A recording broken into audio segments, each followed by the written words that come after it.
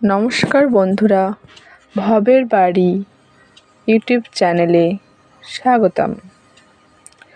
মৃতদেহকে কেন দড়ি দিয়ে বাঁধা হয়?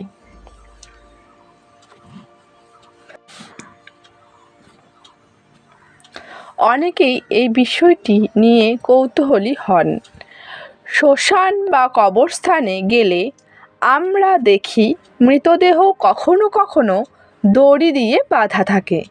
এটি কি কুসংস্কার, নাকি এর পেছনে আছে বাস্তব কোনো কারণ? আসলে এর পেছনে আছে একাধিক বাস্তব, বৈজ্ঞানিক এবং ব্যবহারিক কারণ। 1 নাম্বার হচ্ছে দেহ শক্ত হয়ে যাওয়া।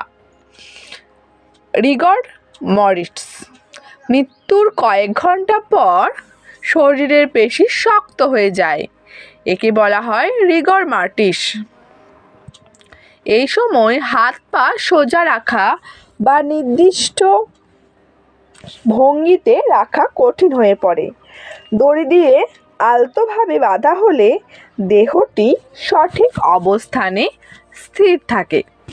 2 নাম্বার হচ্ছে বহনের সুবিধা। মৃতদেহকে বাড়ি থেকে শ্মশান বা কবরস্থানে নিয়ে যাওয়ার সময় হাত পা বা আলগা হয়ে নড়াচড়া করতে পারে।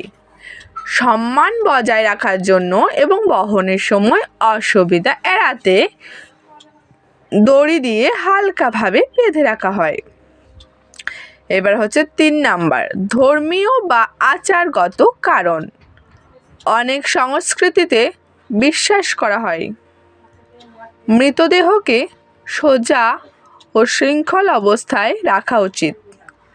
কিছু হিন্দু শ্মশান প্রথায় হাত পা একত্র করে বাঁধা হয় যেন দেহটি শান্ত অবস্থায় থাকে। এটি মূলত শৃঙ্খলা ও সম্মানের প্রতীক। 4 নাম্বার, নিরাপত্তা ও স্থিরতা।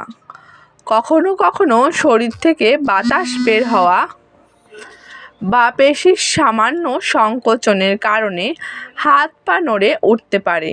এতে উপস্থিত লোকজন ভয় পেতে পারেন। দড়ি বাঁধা থাকলে এই সমস্যা হয় না। গুরুত্বপূর্ণ কথা, দড়ি দিয়ে বাঁধা মানে কোনো অশুভ বিশ্বাস নয়। এটি সম্পূর্ণ বাস্তব ও ব্যবহারিক কারণে করা হয়। মৃত ব্যক্তির প্রতি সম্মান বজায় রাখা এবং সুষ্ঠু ও শান্তিপূর্ণভাবে শেষকৃত্য সম্পন্ন করার জন্য এই প্রথা। ধন্যবাদ।